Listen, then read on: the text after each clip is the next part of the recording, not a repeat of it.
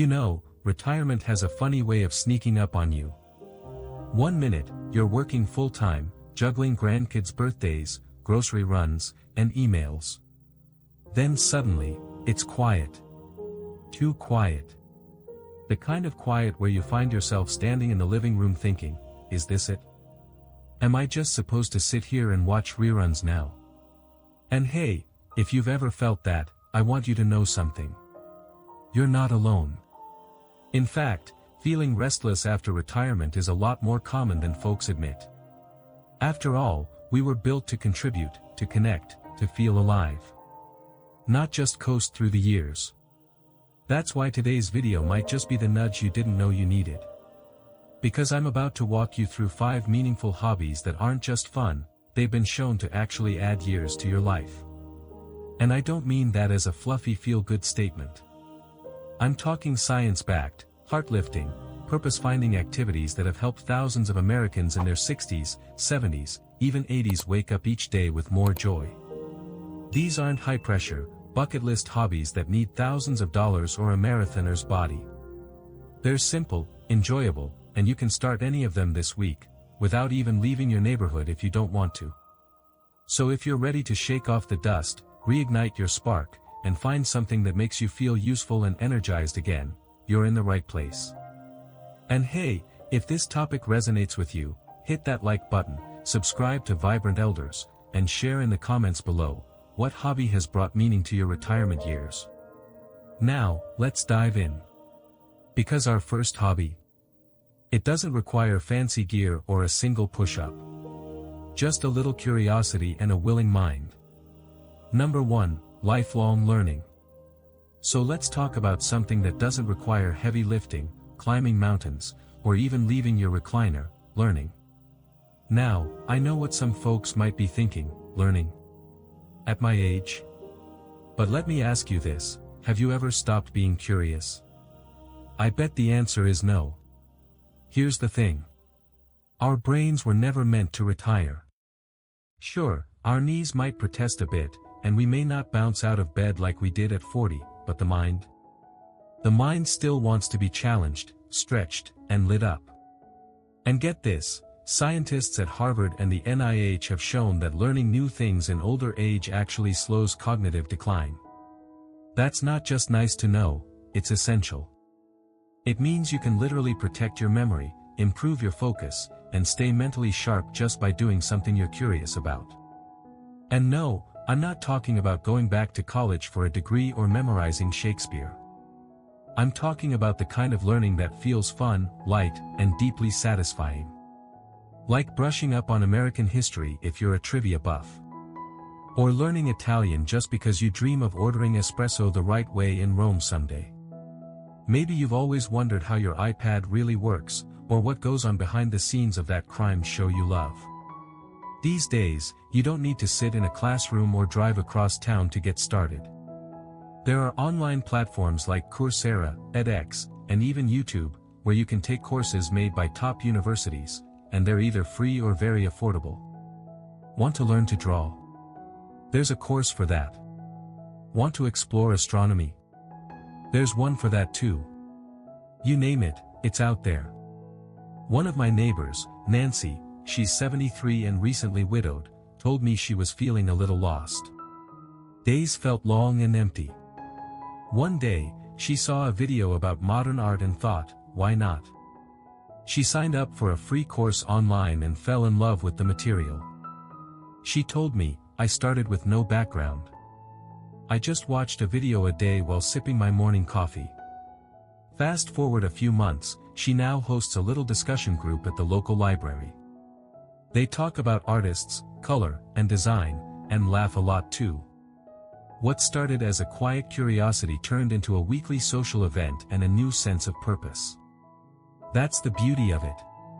Lifelong learning opens doors, not just in your mind, but in your calendar. It gives your week structure, your conversations depth, and your soul something to chew on.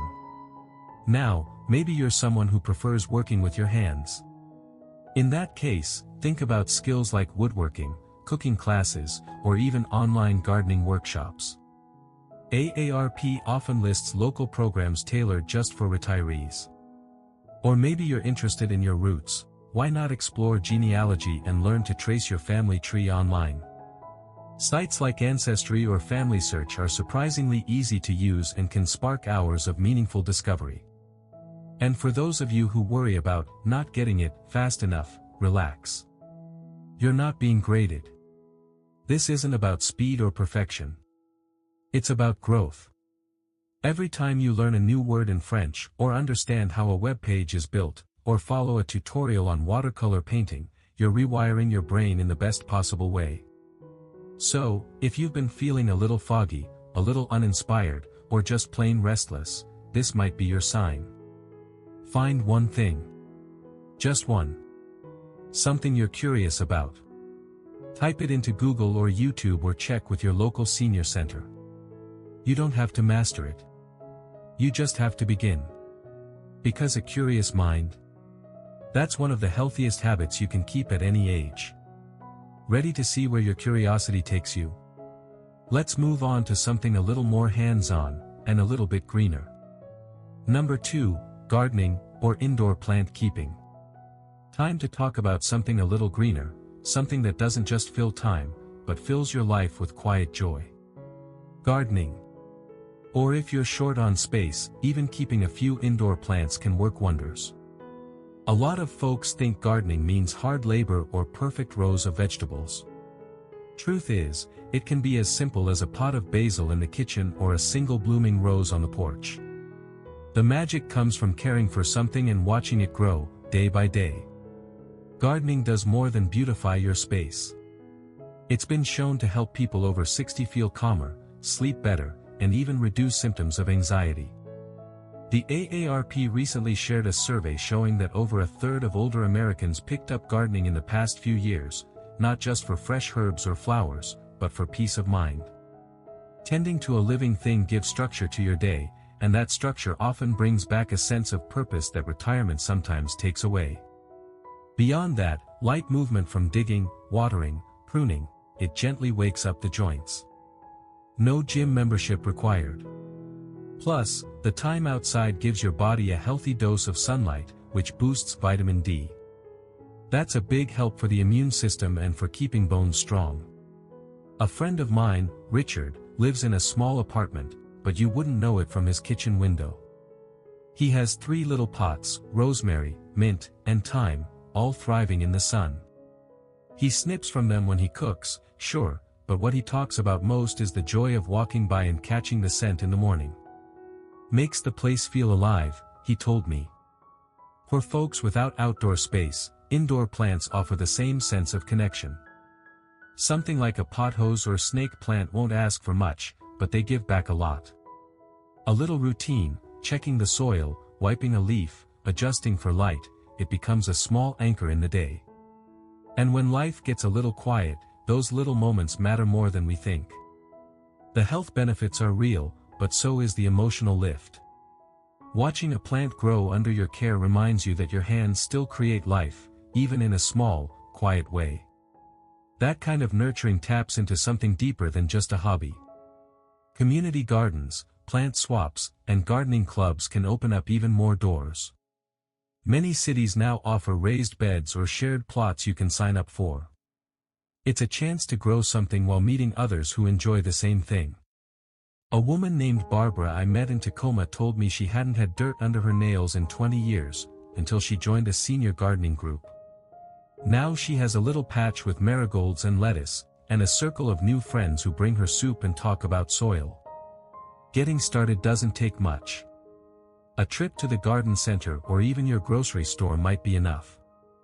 Pick up a small herb or potted flower. Place it where you'll see it every day. Water it, talk to it if you feel like it. You might be surprised how quickly it becomes part of your routine. This isn't just about plants, it's about connection. To nature, to daily rhythm, and to that part of yourself that still longs to create and care for something living. That part never retires. Now imagine channeling that same care, not into a plant, but into a person. Up next is a hobby that helps others, and in return, brings something even more powerful into your own life. Number 3, mentorship or volunteering, community engagement. Some folks think purpose has to come from grand gestures or world-changing work. But purpose often lives in the quiet corners of life, in the conversations we have, the stories we share, and the way we show up for others. One of the most powerful ways to keep your spirit alive after retirement is through mentorship or volunteering. Not because you owe it to anyone, but because you still have so much to give. The truth is, older adults who stay socially connected and feel useful tend to live longer, healthier lives. That's not just feel-good talk, it's backed by science. The Harvard study of adult development, which followed people for over 80 years, found that the single most consistent factor in long-term well-being wasn't money, fame, or even health. It was meaningful relationships, and a sense of being needed. Giving back doesn't have to be complicated. Think about the knowledge you've gained, the experiences that shaped you, the things younger folks haven't lived through yet. Whether it's reading to kids at the library, coaching a youth group, or sharing financial wisdom at a community workshop, these small acts of mentorship ripple outward in ways you may never fully see, but the impact is real. My Uncle Bill, for example, served in the Navy, worked a tough job for decades, then retired thinking he was done. A few months in, he felt invisible. Then someone invited him to volunteer at a local veterans center. Now every Thursday he sits with younger vets, tells stories, helps them navigate VA benefits, and just listens. Last month he said, "It's the first time in years I feel like I'm doing something again." And that's the shift, from filling time to feeling needed. Plenty of communities offer programs specifically for older volunteers. Animal shelters often need dog walkers or front desk greeters. Schools welcome reading buddies. Churches and community centers regularly look for folks to guide, support, or simply offer a warm, reliable presence. Even something like delivering meals with a smile or helping at the voting polls once a year makes a difference. Not everyone is drawn to crowds or weekly commitments. That's okay. Mentorship can happen one-on-one. Maybe you've got a grandchild learning to drive, or a neighbor starting a small business. Share what you know. Ask what they're struggling with. Be that calm, wise voice in a world full of noise. It might be as simple as teaching a teen how to change a tire, or helping a young couple with budgeting tips. Wisdom doesn't expire. Some people hesitate, saying, "I don't want to impose." But the reality is, many younger people are hungry for perspective. They're overwhelmed, pulled in every direction, and often unsure what matters most. Someone who's lived through ups and downs, who knows what lasts and what fades. That's gold. You don't need to lecture. You just need to show up and speak from the heart. And while you're giving your time, you're also receiving. You're hearing new ideas, staying engaged with your community, and waking up with a sense of direction. Retirement can feel aimless at times, but when someone is counting on you, even for a small thing, the days take on shape again. Even short-term or seasonal volunteering counts. Helping with holiday drives, park cleanups, or local elections brings people together. And that shared sense of purpose, it fills something inside. The best part? You don't need a resume, a degree, or a long list of accomplishments. All you need is a willingness to be present. If you've ever thought, "I miss being part of something," this might be your door back in. And the person you help might just turn out to be you. Coming up, we'll switch gears from giving to creating, with a hobby that sparks emotion and brings back something most of us forget to make time for: joy. Number 4, music, playing, singing, or just deep listening. Music has this quiet way of sneaking into the heart. A few notes, a certain melody, and suddenly you're back at your high school prom, or sitting on the porch with someone you loved. No matter how much time passes, music brings it all back. And here's the best part, it's not just nostalgia. It's medicine. Cleveland Clinic and other research institutions have shown that listening to music, especially the kind you love, can actually improve memory, mood, and even physical coordination in older adults. That's a fancy way of saying, music lights your brain up like nothing else. And no, you don't need to be a pianist or opera singer. This hobby meets you where you are. Maybe you've got a guitar in the closet that hasn't been strummed in years. Or maybe you just want to build a playlist that plays during your morning coffee. Either way, engaging with music keeps your emotional world alive and colorful. It stirs something we too often forget to nourish. A good friend of mine, Shirley, started taking online ukulele lessons during the lockdown. She's 76, never played an instrument before, but always loved Hawaiian music. She began with 5 minutes a day, sitting by her window, plucking along with a YouTube tutorial. Now she plays "You Are My Sunshine" for her great-granddaughter. And every time she picks up that little instrument, her whole face softens. Even if playing isn't your thing, simply curating music can be an incredibly fulfilling hobby. Spotify and YouTube Music let you make personalized playlists, by mood, memory, decade, you name it. You could create one called "Summer of '69", or "Coffee and Calm", or even a playlist for cooking Sunday dinner. It's like writing a diary without words, each song becomes part of your story. A woman I met through an online group made what she called a life soundtrack. She picked one song from each major event in her life, her wedding, the birth of her kids, the day she retired, and even the song that played in the background when she got her first kiss. Her kids were so moved, they added their own songs to the list, and now it's a multi-generational playlist. The beauty of that kind of creation? It connects your past to their present. Singing also counts. Whether it's humming while you water your plants, joining a local community choir, or just belting out a tune while driving to the store, it releases tension and lifts your energy. Some retirement communities even have sing-along nights where folks gather to revisit old favorites. Not because they're trying to sound perfect, but because singing together makes people feel less alone. And here's something fascinating: neurologists have found that musical memory is one of the last things to fade, even in cases of Alzheimer's or advanced memory loss. That means songs from your youth might stay with you long after names or faces begin to blur. That's how deeply music imprints on the soul. Engaging with music is about more than filling silence. It's about feeling alive, joyful, moved.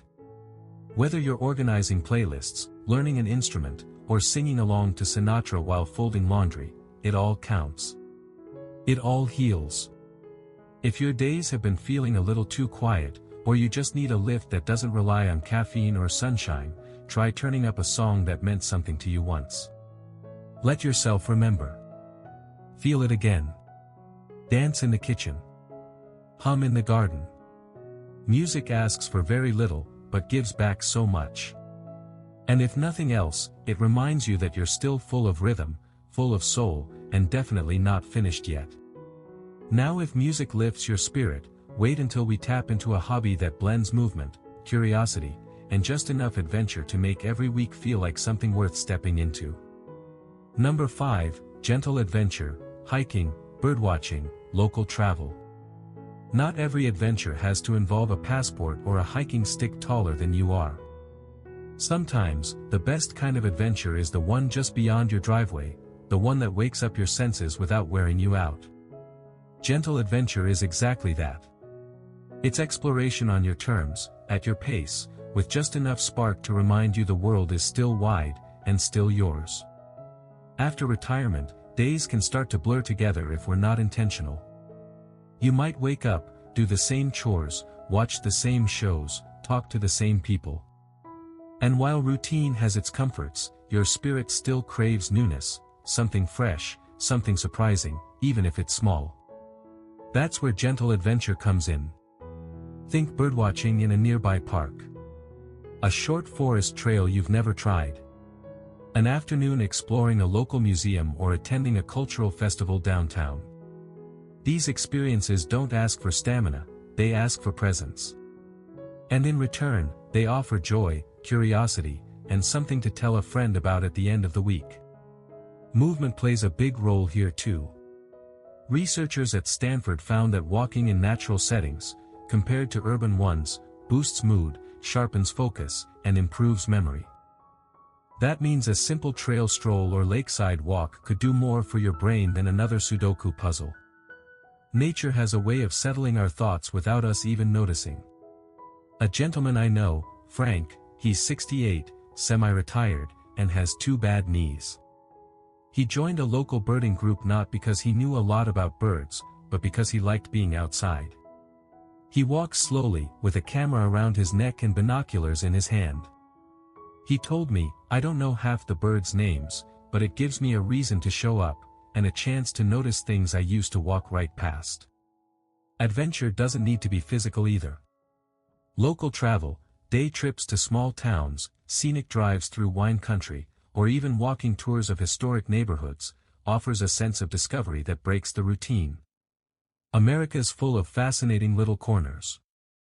Towns with quirky museums, local diners with legendary pie, or antique shops full of history and stories. You might find joy in visiting a new place each month and writing a short journal entry about it. Or snapping photos to document your journey, not for social media, but for your own memory. It becomes a way to mark time meaningfully, to collect experiences instead of just crossing off calendar days. Some communities even offer travel clubs or Silver Explorer groups for seniors. These aren't fast-paced or exhausting, they're built around comfortable transportation, well-paced itineraries, and shared curiosity.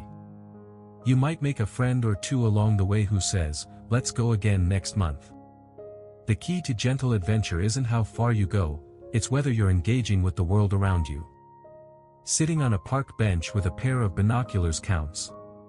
So does joining a garden tour, or taking the scenic route home just because it's a nice day. Even trying something new at your regular grocery store can qualify. That unfamiliar fruit in the produce aisle? Try it. That little Thai place that just opened up down the street? Walk in. These moments wake up your senses, and sometimes that's all it takes to feel more alive. Life after retirement isn't about slowing down into stillness. It's about choosing movement that nourishes instead of drains. And adventure, in this stage of life, isn't about proving anything, it's about feeling something. Whether it's the quiet of a bird's wings, the laughter on a small town main street, or the sun on your back during a walk, those are the moments that remind you, you're still exploring, still expanding, still deeply alive. And now that we've looked at 5 powerful ways to reignite your days, it's time to wrap this up and leave you with something you can carry forward into tomorrow. If you've made it this far, you've probably already noticed something important. Retirement isn't about sitting back and doing nothing. It's about deciding, every day, what's worth your time, your energy, and your heart. Whether it's learning something new, getting your hands in the dirt, helping someone who needs guidance, listening to a favorite song, or stepping outside to discover something fresh, you still have chapters to write. These 5 hobbies. They're not just pastimes. They're lifelines. They give you structure, connection, creativity, and that feeling of, I matter. They remind you that this season of life isn't the ending, it's the expansion. And remember, you don't need to do all 5. You don't even need to do them perfectly. Just pick one that speaks to you. Something that lights a little spark. Try it once. See how it feels. Give it a week. Small steps create momentum, and momentum creates joy. I'd love to hear what you're drawn to. Have you tried one of these hobbies before? Are you thinking of picking one up now? Share your story in the comments. You never know, your words might be exactly what someone else needs to hear today. And if this video gave you a new idea, a sense of encouragement, or even just a moment of peace, it would mean a lot if you gave it a thumbs up, subscribed to Vibrant Elders, and stayed with us for more conversations like this. We're not just building a channel, we're building a community that honors aging with purpose and curiosity. You've got time. You've got wisdom. And most importantly, you've got more life ahead than you think. Go live it, your way. And I'll see you in the next video.